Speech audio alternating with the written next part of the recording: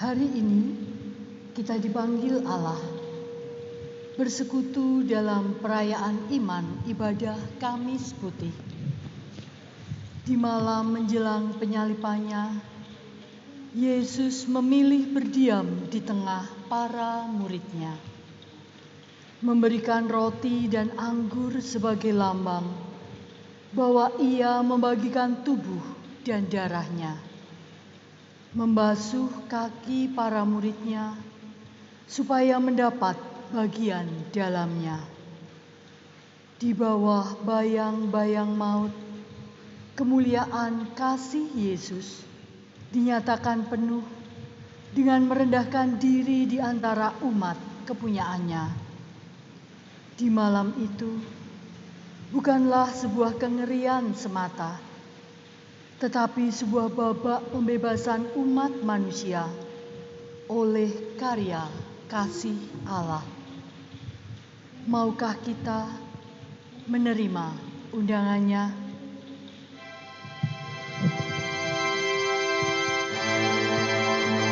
Bersama kita pujikan lagu Kasih Tuhanku Lembut, nyanyian Kidung Baru 73 bait pertama.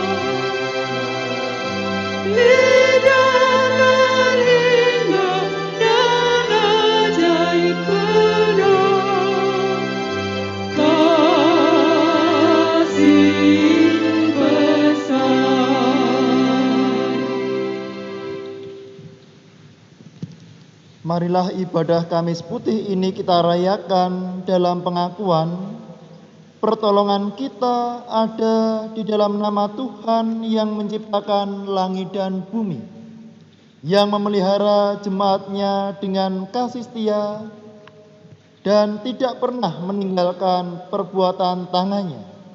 Di dalam nama Allah Bapa, Putra dan Roh Kudus. Amin.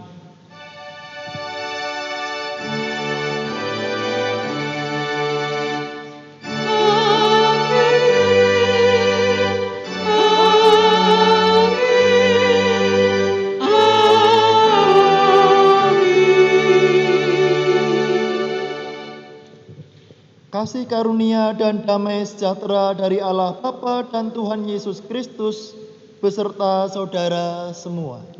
Dan beserta saudara juga.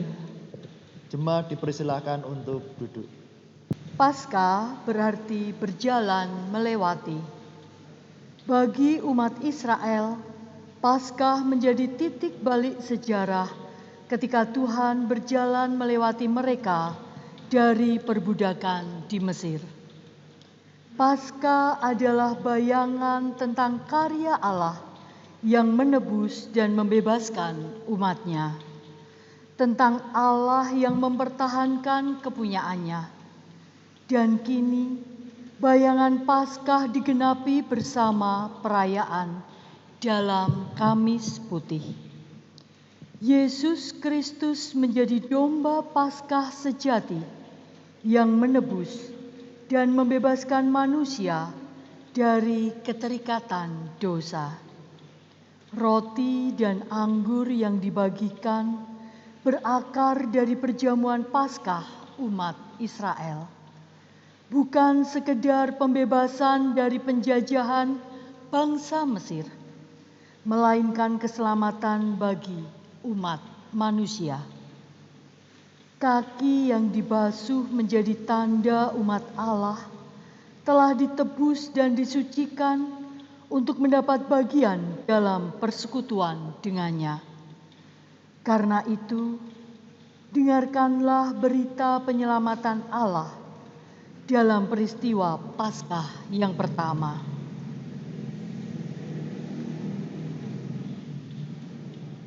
Keluaran pasal 12 ayat 1 sampai dengan 14. Tentang perayaan Paskah.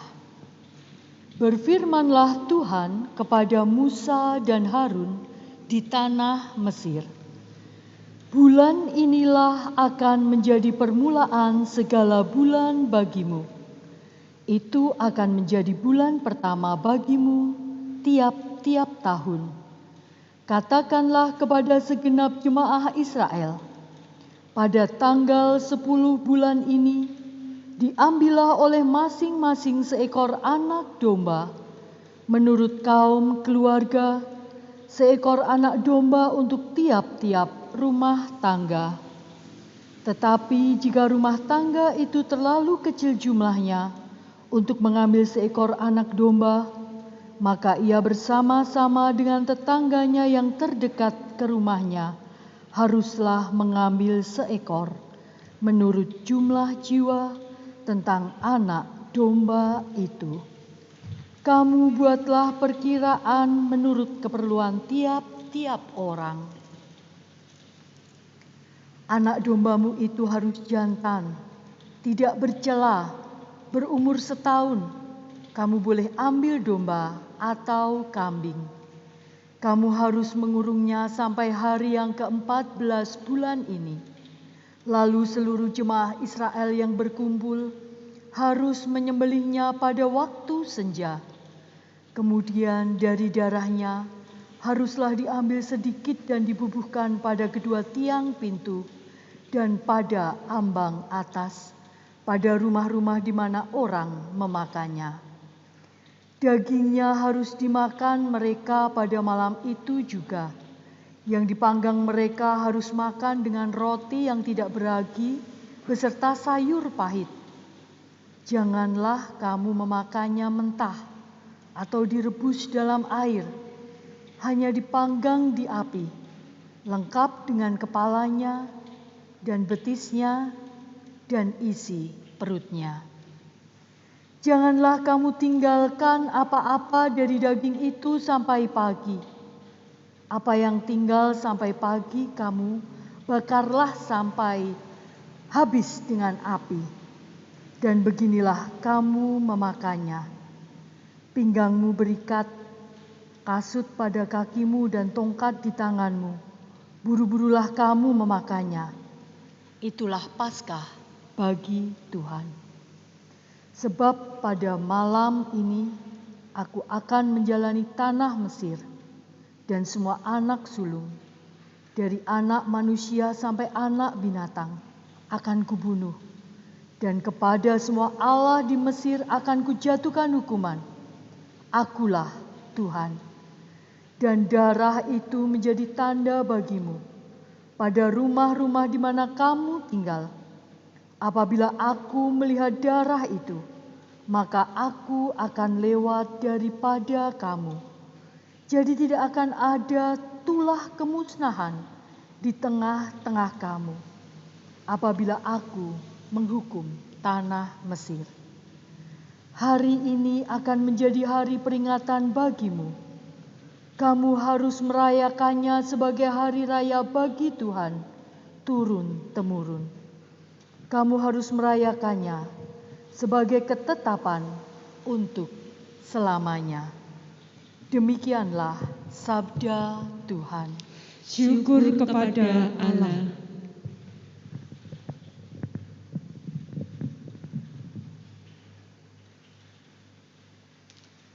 Di malam peringatan menyongsong karya pembebasan dan keselamatan Allah, marilah kita merendahkan diri di hadapan Tuhan di dalam doa.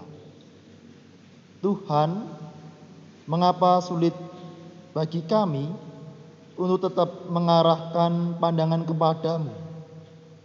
Mengapa kami disibukkan hal kecil sehingga menyusahkan diri untuk berjumpa denganmu? Mengapa pikiran kami melayang-layang dan menginginkan hal yang menyesatkan? Mengapa kami meragukan kasih dan rahmat-Mu? Bukankah Engkau cukup bagi kami dan menyediakan segala yang kami perlu? Tuhan, terimalah kebingungan dan kelelahan kami. Pandanglah kami dalam segala kemalangan kami. Biarkanlah kami merasakan hadirat-Mu di tengah kegelapan dan ketidakberdayaan. Biarkanlah kami bertahan untuk tidak lari dalam keputusasaan. Biarkanlah kami berdiam diri untuk tidak menyembunyikan diri dari hadapan-Mu. Tuhan, angkatlah tubuh kami yang gerah dan lemah. Pulihkanlah pikiran kami kacau dan resah. Teduhkanlah jiwa kami oleh kedamaian rahmat-Mu. Akhirnya, bawalah kami keluar dari kegelapan hidup dan selamat dari jerat maut. Amin.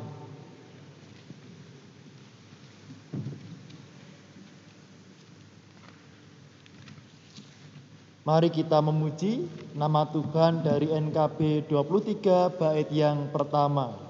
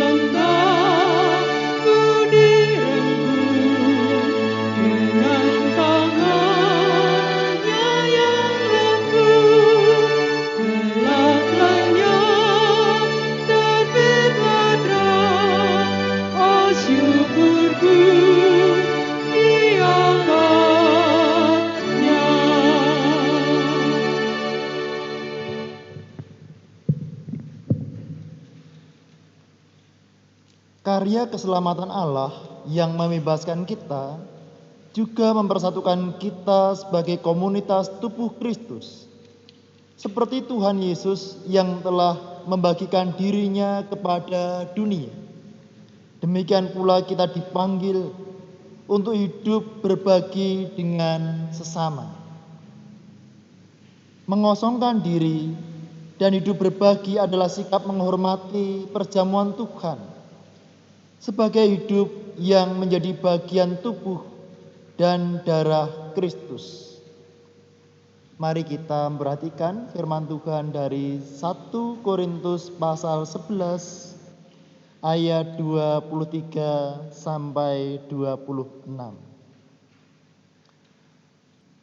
Sebab apa yang telah kuteruskan kepadamu telah aku terima dari Tuhan, yaitu bahwa Tuhan Yesus pada malam waktu Ia diserahkan mengambil roti, dan sudah itu Ia mengucap syukur atasnya. Ia memecah-mecahkannya dan berkata, "Inilah tubuhku yang diserahkan bagi kamu. Perbuatlah ini menjadi peringatan akan aku." Demikian juga Ia mengambil cawan sesudah makan, lalu berkata, "Cawan ini adalah perjanjian baru yang dimeteraikan oleh darahku. Perbuatlah ini setiap kali kamu meminumnya, menjadi peringatan akan aku. Sebab setiap kali kamu makan roti ini dan minum cawan ini, kamu memberitakan kematian Tuhan sampai Ia datang." Demikianlah berita anugerah Tuhan. Syukur kepada Allah. Marilah kita memuji nama Tuhan melalui NKB 17 bait yang pertama.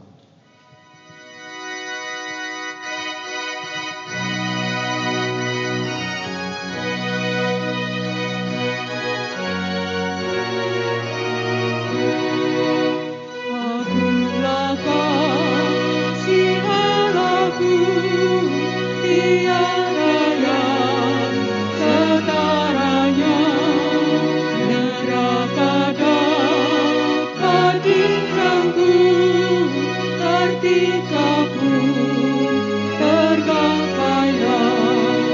Karena kasih-Nya agunglah, samudra menjelma.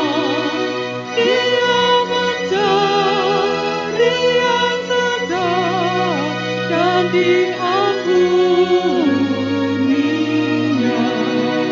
Oh kasih Allah agunglah, tiada bandingnya. Kekal teguh dan mulia di junjung umat-Nya.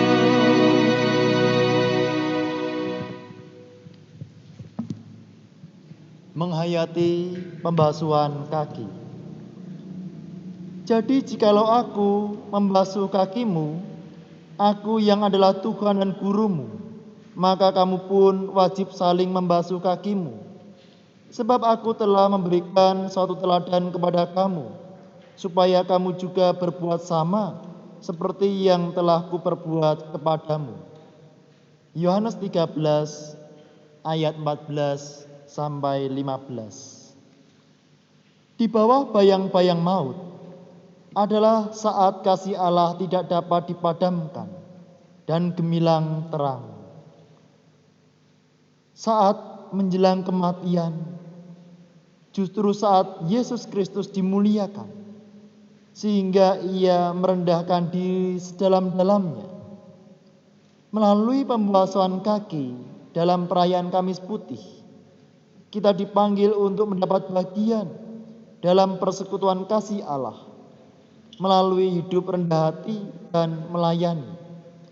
Maukah kita menerima panggilannya? Bapak, Ibu, dan Saudara yang dikasihi Tuhan, sebelum kita mendengarkan dan merenungkan firman Tuhan, marilah kita berdoa. Tuhan, kami mengucap syukur dalam ibadah Kamis Putih ini. Kami bersama bersekutu di dalam kasih Kristus, di dalam panggilan Kristus untuk bersama saling melayani. Tuhan, pada malam hari ini kami akan mendengarkan dan merenungkan firman Tuhan. Tolonglah kami ya Tuhan, supaya kami dimampukan untuk mengerti firman Tuhan. Apa yang menjadi tugas panggilan kami sebagai murid-murid Yesus. Di dalam nama Tuhan kami Yesus Kristus kami berdoa. Amin. Pembacaan Injil Yesus Kristus diambil dari kitab Injil Yohanes pasal 13 ayat 1 sampai 17, dilanjutkan ayat 31 sampai ayat yang ke-35. Kitab Injil Yohanes pasal 13 ayat 1 sampai 17, dilanjutkan ayat 31 sampai 35.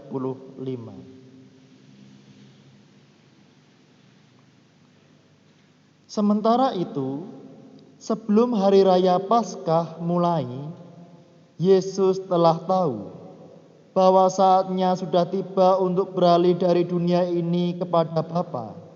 Sama seperti Ia senantiasa mengasihi murid-muridnya, demikianlah sekarang Ia mengasihi mereka sampai kepada kesudahannya. Mereka sedang makan bersama, dan iblis telah membisikkan rencana dalam hati Yudas Iskariot, anak Simon, untuk mengkhianati dia. Yesus tahu bahwa Bapanya telah menyerahkan segala sesuatu kepadanya, dan bahwa ia datang dari Allah dan kembali kepada Allah. Lalu bangunlah Yesus dan menanggalkan jubahnya. Ia mengambil sehelai kain lenan dan mengikatkannya pada pinggangnya. Kemudian ia menuangkan air ke dalam sebuah basi dan mulai membasuh kaki murid-muridnya, lalu menyekanya dengan kain yang terikat pada pinggangnya itu. Maka sampailah ia kepada Simon Petrus. Kata Petrus kepadanya, "Tuhan, engkau hendak membasuh kakiku?" Jawab Yesus kepadanya, "Apa yang kuperbuat engkau tidak tahu sekarang, tetapi engkau akan mengertinya kelak." Kata Petrus kepadanya, "Engkau tidak akan membasuh kakiku sampai selama-lamanya." Jawab Yesus, "Jika aku tidak membasuh engkau, engkau tidak mendapat bagian dalam aku." Kata Simon Petrus kepadanya, "Tuhan, jangan hanya kakiku saja, tetapi juga tangan dan kepalaku." Kata Yesus kepadanya, "Barang siapa telah mandi, ia tidak usah membasuh diri lagi, selain membasuh kakinya, karena ia sudah bersih seluruhnya. Juga kamu sudah bersih, hanya tidak semua." Sebab ia tahu siapa yang akan menyerahkan dia. Karena itu ia berkata, "Tidak semua kamu bersih." Sesudah ia membasuh kaki mereka, ia mengenakan pakaiannya dan kembali ke tempatnya. Lalu ia berkata kepada mereka, "Mengertikah kamu apa yang telah kuperbuat kepadamu? Kamu menyebut aku guru dan Tuhan, dan katamu itu tepat, sebab memang akulah guru dan Tuhan. Jadi jikalau aku membasuh kakimu, aku yang adalah Tuhan dan gurumu, maka kamu pun wajib saling membasuh kakimu. Sebab aku telah memberikan suatu teladan kepada kamu, supaya kamu juga berbuat sama seperti yang telah kuperbuat kepadamu. Aku berkata kepadamu, sesungguhnya seorang hamba tidaklah lebih tinggi daripada tuannya, ataupun seorang utusan daripada dia yang mengutusnya. Jikalau kamu tahu semua ini, maka berbahagialah kamu jika kamu melakukannya." Sesudah Yudas pergi, berkatalah Yesus, "Sekarang Anak Manusia dipermuliakan dan Allah dipermuliakan di dalam Dia. Jikalau Allah dipermuliakan di dalam Dia, Allah akan mempermuliakan Dia juga di dalam dirinya, dan akan mempermuliakan Dia dengan segera. Hai anak-anakku, hanya seketika saja aku ada bersama kamu. Aku akan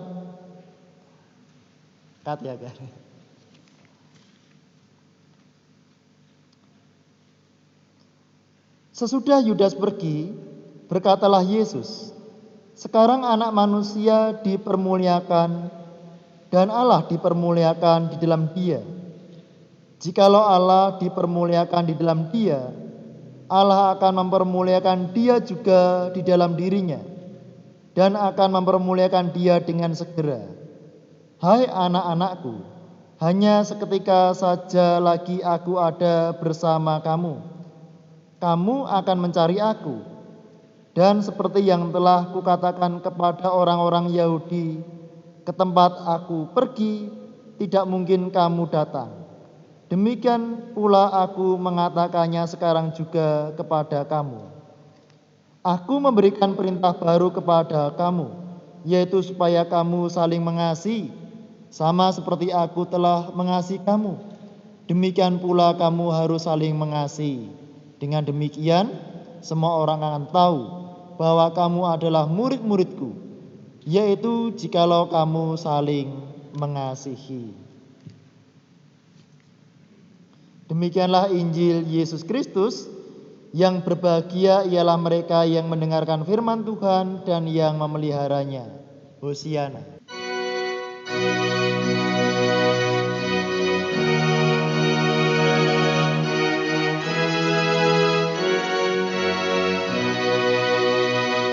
Hosiana, Hosiana, Hosiana.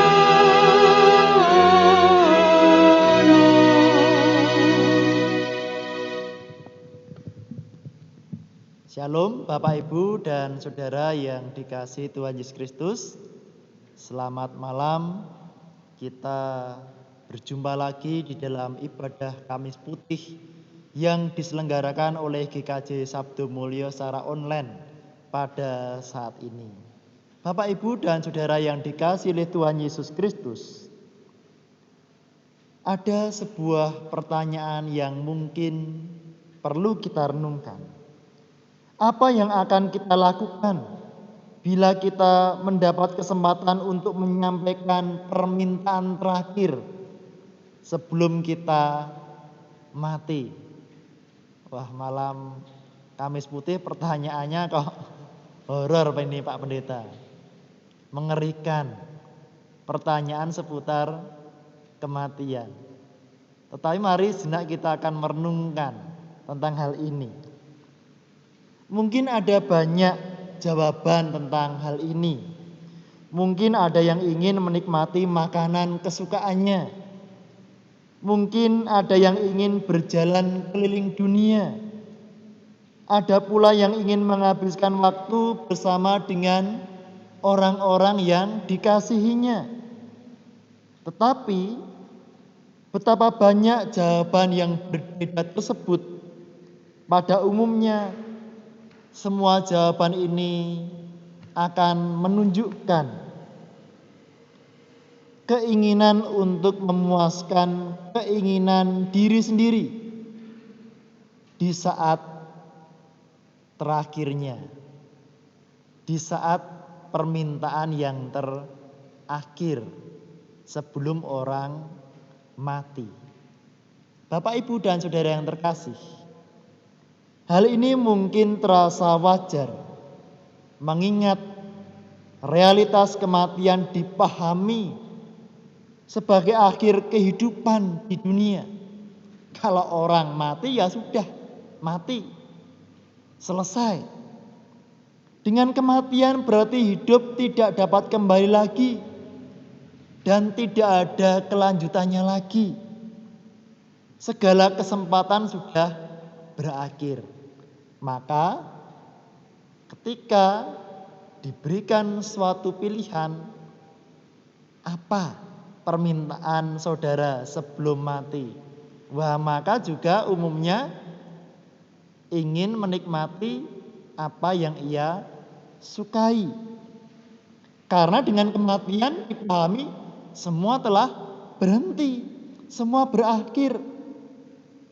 Sayangnya Bapak, Ibu, dan Saudara, kematian itu adalah sebuah misteri. Artinya kita tidak tahu kapan mati.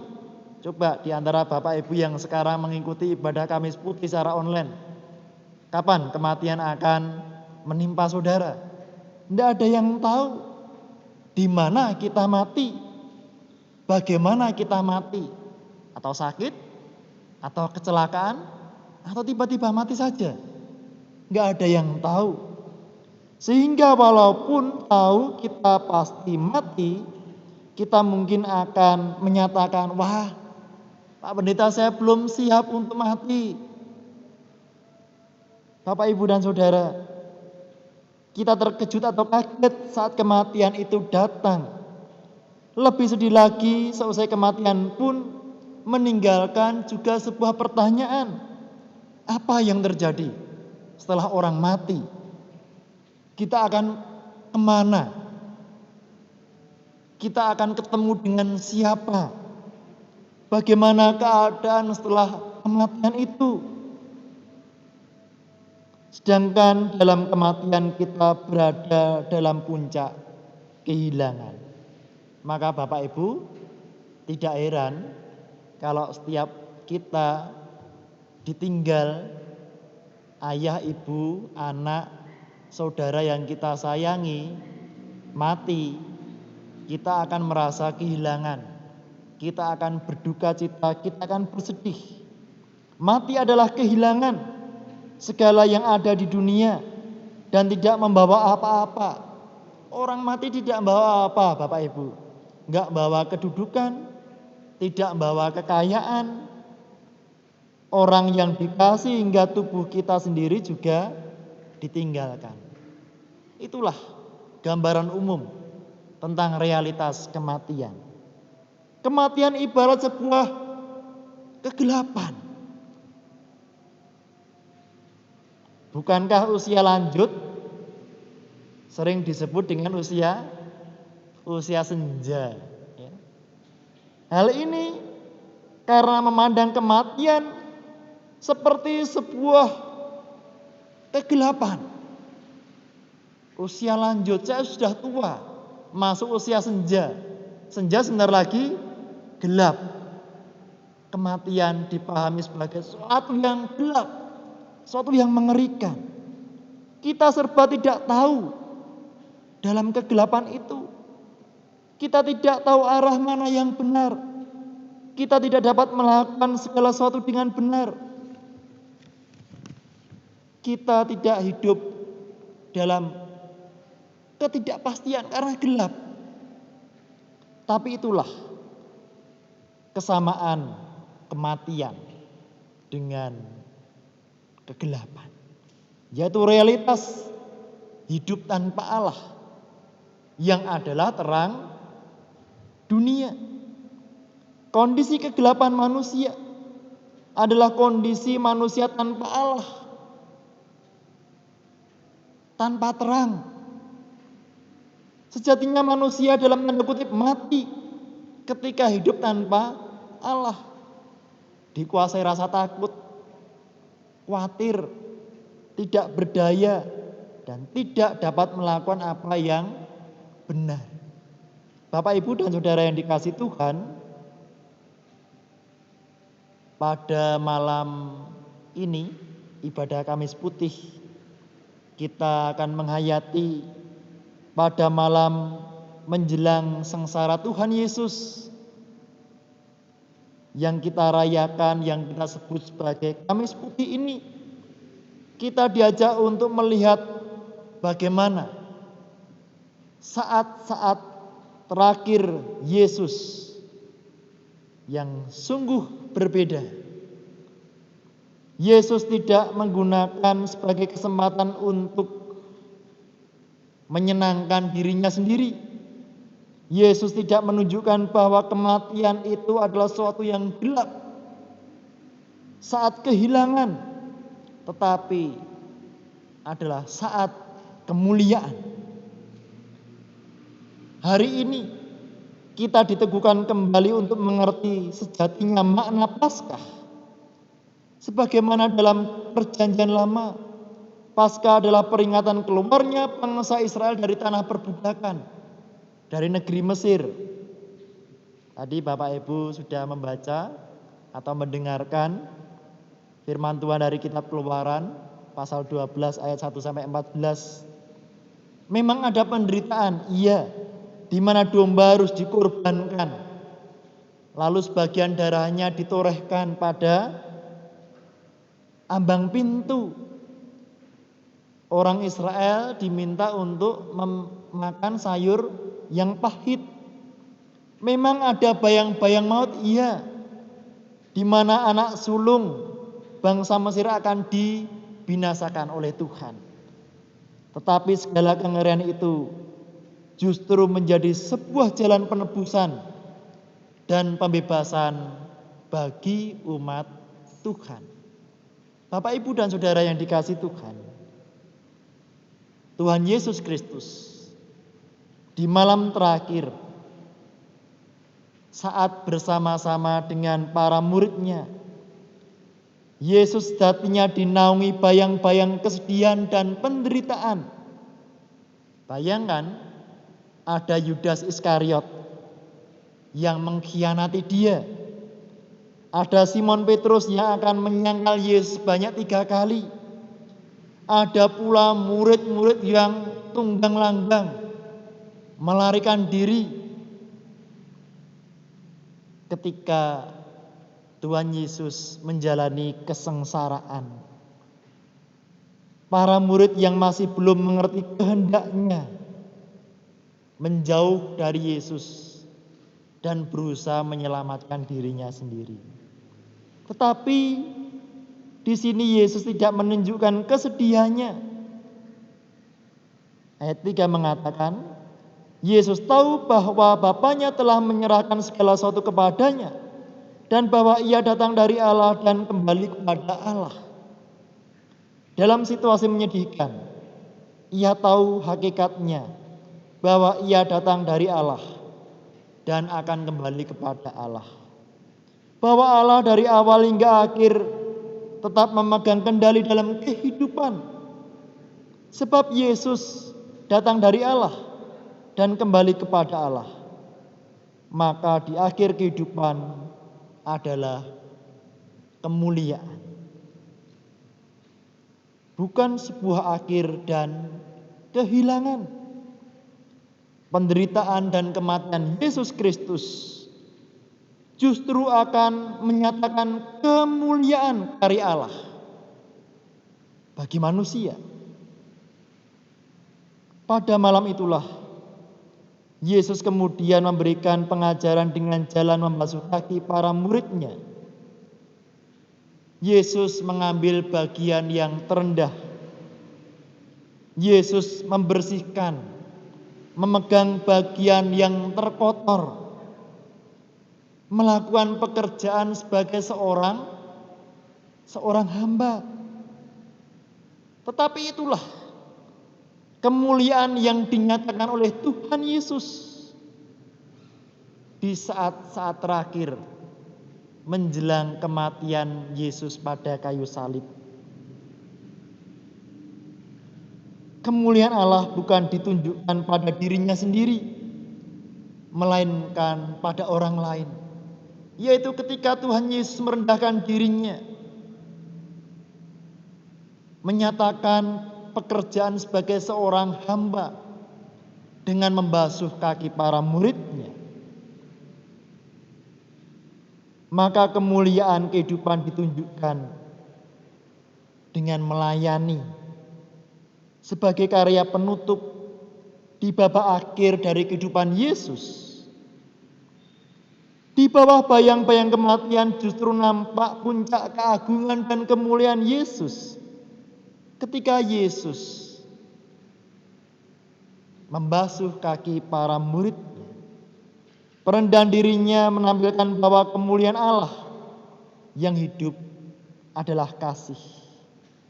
Dalam kerendahan diri, dengan pembasuhan kaki terpancar kemuliaan kasih itu. Apa yang Tuhan ajarkan dan teladankan dalam tindakan membasuh kaki? Mari kita perhatikan. Yang pertama, kasih tidak berkesudahan. Kasih tidak berkesudahan. Kasih tidak dapat berhenti. Kasih tidak dapat menyerah di bawah bayang-bayang kematian. Pembasuhan kaki menunjukkan kasih itu tuntas. Kasih akan menyelesaikan sampai akhir. Bahkan sekalipun berhadapan dengan seorang pengkhianat Yudas Iskariot, berhadapan dengan Simon Petrus yang menyangkal Yesus. Tetapi Yesus menyatakan kasih-Nya dengan simbol Yesus membasuh kaki para murid. Kasih Allah tidak dapat ditahan. Kasih Allah tidak dapat dihentikan oleh kejahatan manusia. Seperti terang di tengah kegelapan. Terang itu melenyapkan kegelapan. Di tengah segala kegelapan jiwa manusia, kasih Allah semakin terpancar. Sungguh suatu kontradiksi bahwa pembasuhan kaki adalah cerminan realitas semakin jahatnya manusia. Namun Allah juga semakin mengasihi manusia.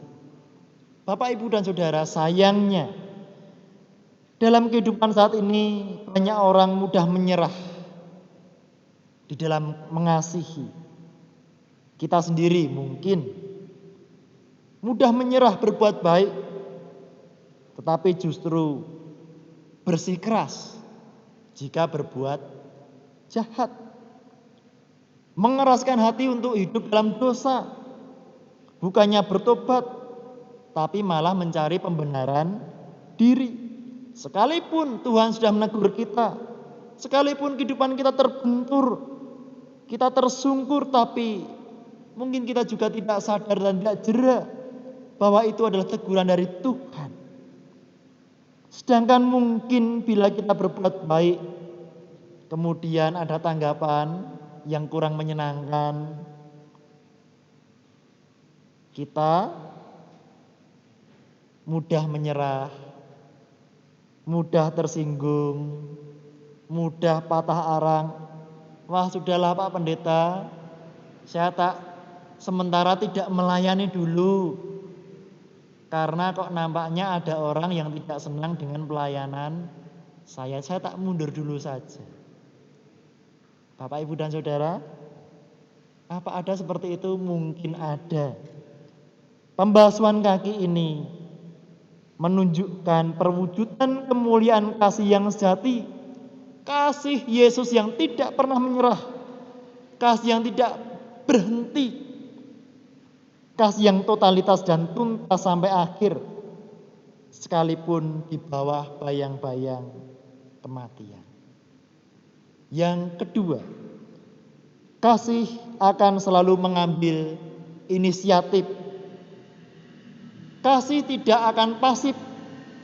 Kasih tidak akan berdiam diri dan menunggu.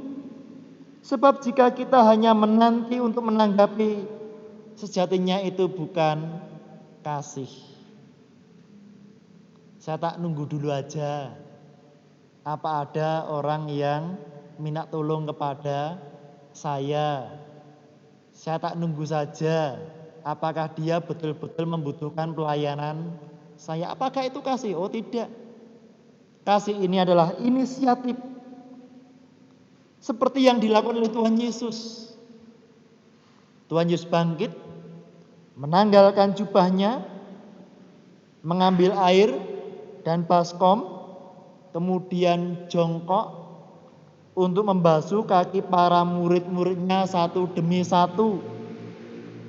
Termasuk membasuh murid yang mengkhianati Yesus. Termasuk membasuh murid yang menyangkal Yesus. Jadi mengasihi inilah kasih yang inisiatif.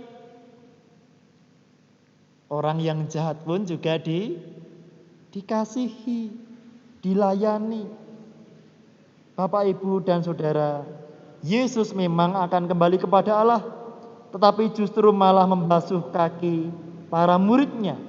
Hal ini menyatakan bahwa semakin dekat dengan Allah, semakin dekat juga dengan manusia, semakin melayani.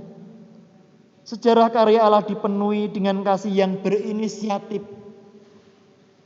Dari inisiatif menciptakan dunia, inisiatif inkarnasi, turun ke dalam dunia sebagai manusia, hingga inisiatif tinggal dalam hati manusia.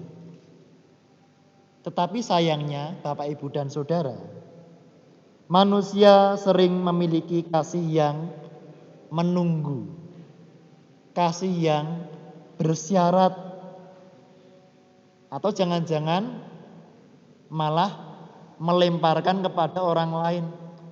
Mbok jangan saya terus yang mengasihi. Mbok itu loh dia disuruh mengasihi juga. Bapak, Ibu, dan Saudara, apakah kasih yang seperti itu? Padahal kasih yang mengambil inisiatif tentu siap untuk berkorban. Perhatikan ketika orang mendapat panggilan tugas dalam pelayanan, betapa banyak yang memilih untuk berdiam, menunggu, hingga menghindar dan melemparkan kepada orang lain. Mbok jangan saya terus yang jadi majelis gentenan. Dia itu loh Pak Pendeta, dia itu juga belum. Dia juga belum mbok dikunjungi, ya. Bapak, Ibu dan Saudara, bagaimana tanggapan Saudara terhadap panggilan Tuhan untuk melayani sebagai penatua, sebagai diaken, sebagai pengurus komisi? Bagaimana tanggapan Saudara tentang karya Tuhan di GKJ Sadumulyo? Ada aksi sosial, puasa Paskah, ada kebutuhan gereja, pembiayaan tempat parkir. Apakah kita menunggu? Atau apakah kita berinisiatif, Tuhan inilah yang bisa saya berikan, yang bisa kami persembahkan Tuhan untuk mendukung pekerjaan Tuhan di GKJ Sadumulyo ini. Bapak, Ibu dan Saudara, marilah kita renungkan pelajaran Tuhan Yesus pada ibadah Kamis Putih ini. Yang ketiga, kasih tidak pernah merasa malu untuk melakukan segala sesuatu meskipun itu hina, kotor, dan rendah.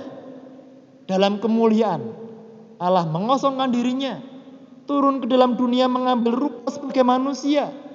Dari manusia merendahkan diri lagi menjadi seorang hamba. Dari hamba merendahkan diri mengalami penderitaan sampai kematian pada kayu salib. Bapak, Ibu dan Saudara, maka tindakan Yesus membasuh kaki hingga karya penebusan di atas kayu salib menunjukkan betapa besarnya kasih Allah kepada kita. Lalu bagaimana dengan kita? Mungkin manusia ini terlalu sangat buruk di hadapan Tuhan. Mungkin kita malu untuk melakukan segala sesuatu yang dalam tanda kutip itu jelek, itu rendah, itu hina. Atau mungkin manusia malah menutupi kejahatannya. Bapak, Ibu dan Saudara, Yesus menampilkan kemuliaan bahwa kasih tidak ada gengsi, berani menjadi yang terendah dan terlihat itu tidak terhormat. Sayangnya di tengah pandemi COVID-19 ini mungkin kita melihat kualitas kasih yang begitu rendah. Kasih yang bersyarat, kasih yang mudah menyerah, kasih yang malu untuk melakukan sesuatu yang tidak terhormat. Di tengah pandemi COVID-19 ini banyak orang mengeluh dan merasa tidak berbuat apa-apa. Padahal sejatinya banyak sekali hal yang bisa kita perbuat. Tetapi sejatinya kita merasa ketidakberdayaan disebabkan tidak mau merendahkan diri untuk melakukan segala sesuatu yang mestinya bisa kita kerjakan. Belajarlah dari Yesus Kristus yang merendahkan diri, yang terus melakukan kasih. Sebab ia bukan hanya melakukan pekerjaan yang dipandang rendah, bahkan melakukan pekerjaan seorang budak dengan membasuh kaki para muridnya. Jadi di tengah pandemi COVID-19 ini kita masih bisa bekerja, banyak yang bisa kerjakan. Kita masih bisa melayani, kita masih bisa mendukung pekerjaan Tuhan di GKJ Sadumulyo ini. Mari di malam ibadah Kamis Putih ini kita menemukan kembali kuasa Paskah dalam tindakan Yesus yang membasuh kaki muridnya. Penderitaan dan kematiannya bukan suatu akhir atau kegagalan, tetapi sebuah jalan pembebasan dan penebusan umat manusia. Teladan yang diberikan Tuhan Yesus hendaknya kita ikuti, yaitu dengan jalan hidup saling melayani. Hidup saling melayani. Firman Tuhan mengatakan demikian. Sesungguhnya seorang hamba tidak lebih tinggi daripada tuannya, ataupun seorang utusan daripada dia yang mengutusnya. Jikalau kamu tahu semuanya ini, maka berbahagialah kamu jika kamu melakukannya. Yang berbahagia adalah setiap orang yang melakukan firman Tuhan ini, setiap orang yang hidup dalam kasih, yang hidup dalam melayani. Kasih, melayani adalah kemuliaan hidup. Barang siapa hidup dalam rendah hati dan melayani, ia tidak perlu takut akan kehilangan apapun. Bahkan orang yang hidup untuk melakukan pekerjaan Allah tidak perlu takut akan kematian. Tuhan memberkati kita semua. Amin. Mari kita masuk dalam saat hening sejenak. Saat hening cukup.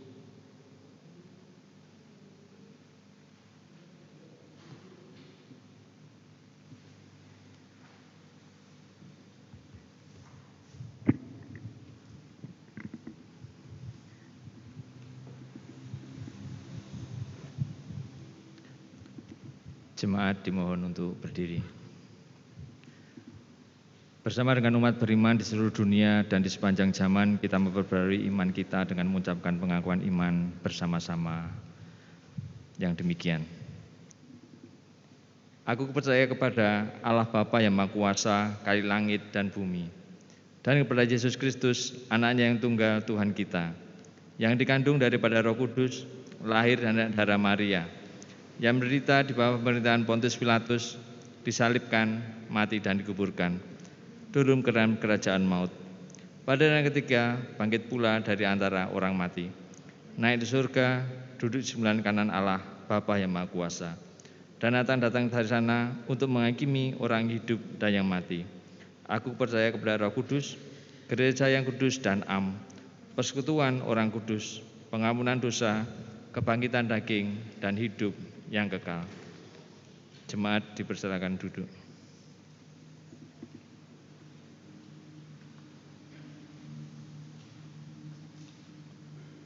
Bersama kita masuk dalam doa syukur dan syafaat. Bersatu hati kita masuk dalam doa. Tuhan, kami mengucap syukur ketika kami boleh hadir bersama di dalam ibadah Kamis Putih secara online ini. Bapa, di malam ini kami sekali lagi diajar untuk menjalani kehidupan di dalam kasih. Kasih yang tidak berkesudahan. Kasih yang berinisiatif. Kasih yang mau melakukan segala sesuatu meskipun itu dianggap rendah dan hina. Tuhan, mampukan juga kami untuk menjalani kehidupan yang melayani. Melayani Tuhan, melayani sesama kami. Bapa, kami bersyukur bahwa kami pun telah menerima kasih dan pelayanan Yesus Kristus. Dan inilah sesuatu yang terindah dalam kehidupan kami. Anugerah Allah yang sangat besar, yang tidak bisa kami balas. Tetapi kami ingin belajar untuk terus mengasihi dan melayani Engkau Tuhan. Sekalipun di dalam cacat dan celah kami. Bapa, di dalam saat doa ini kami berdoa untuk gerejamu GKJ Sabdo Mulyo. Tuhan, berkatilah para majelis gereja, para pengurus komisi, kelompok, panitia, tim yang ada. Biarlah para pelayan-pelayan Tuhan itu tetap bersemangat di dalam melayani Engkau sekalipun kami masih ada di bayang-bayang pandemi COVID-19. Bapa dalam surga, kami pun berdoa untuk kebutuhan pembiayaan tempat parkir di GKJ Sabdo Mulyo ini Tuhan. Tuhan, kami tahu dan menyadari akan keterbatasan kami. Tetapi disinilah kami akan semakin yakin. Kami semakin berharap, terus percaya bahwa karya Tuhan pasti berhasil. Tuhan tidak akan membiarkan sesuatu yang mendatangkan kegagalan dan rasa malu. Karena inilah pekerjaan Tuhan.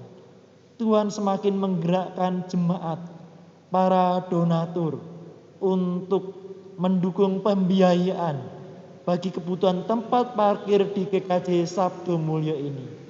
Tuhan, inilah pekerjaanmu, inilah untuk kemuliaan namamu Bapa. Kami ini adalah hamba. Biarlah kami belajar untuk memberikan yang terbaik kepada Engkau. Tuhan, kami pun berdoa untuk pemimpin bangsa kami, para pemerintah di tingkat pusat maupun di tingkat daerah. Tuhan berkati supaya para pemimpin bangsa dan negara ini diberikan kebijaksanaan, kesabaran, kemampuan untuk mengelola bangsa dan negara ini dengan takut akan Tuhan, dengan kejujuran, dengan keadilan, sehingga berdatangan kedamaian, sukacita dan damai sejahtera bagi kami seluruh warga negara Republik Indonesia ini. Terima kasih Bapa. Kami berdoa untuk lembaga TK SD Kristen Kartosuro, Rumah Sakit Panti Waluyo, Radio Immanuel, Universitas Kristen Surakarta. Ya Tuhan, berkatilah lembaga-lembaga pendidikan, kesehatan, penyiaran ini. Biarlah melalui lembaga-lembaga ini nama Tuhan semakin dipermuliakan dan semakin banyak orang yang diberkati. Terima kasih Bapa. Inilah doa kami, ucapan syukur dan permohonan kami yang semuanya ini kami minta di dalam Tuhan Yesus Kristus. Amin.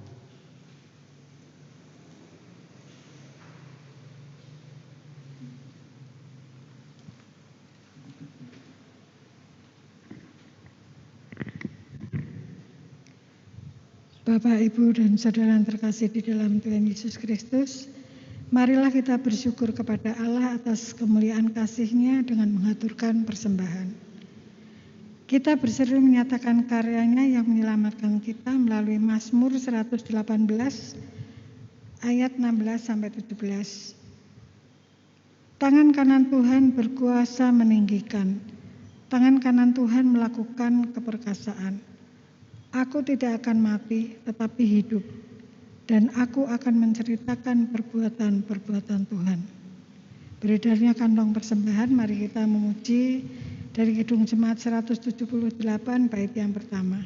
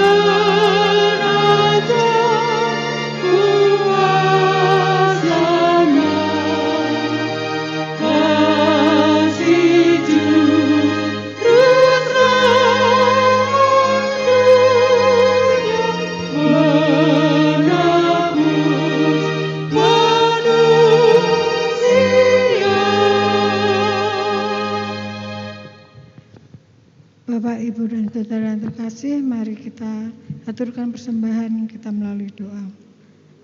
Jemaat dimohon untuk bangkit berdiri, kita berdoa.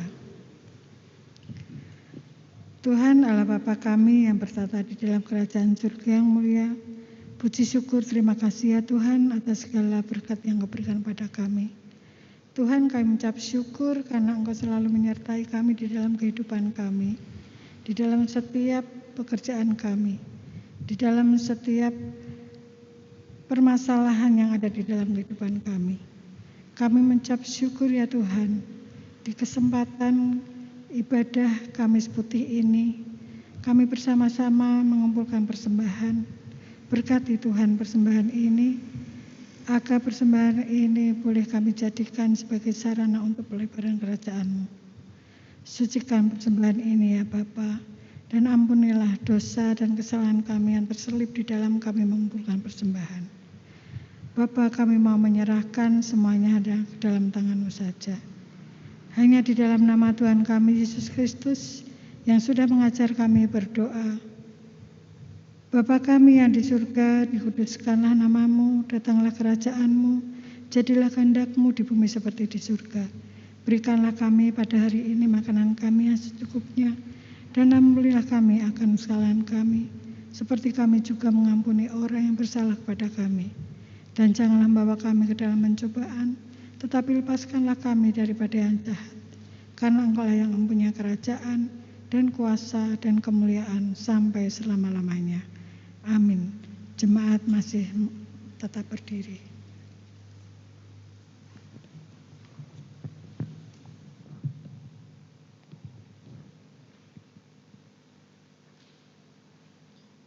Marilah bersama kita memuji nama Tuhan melalui Kidung Jemaat 161 bait yang pertama.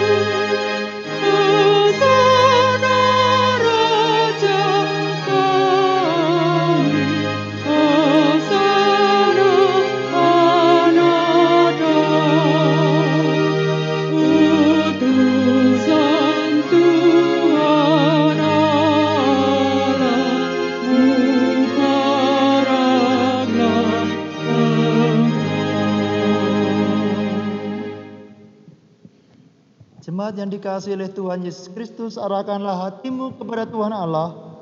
Jadilah saksi Kristus dimanapun engkau ditempatkan. Kini terimalah berkat Tuhan. Damai sejahtera dan kasih dengan iman dari Allah Bapa dan dari Tuhan Yesus Kristus menyertai saudara. Kasih karunia menyertai semua orang yang mengasihi Tuhan kita Yesus Kristus dengan kasih yang tidak binasa. Amin.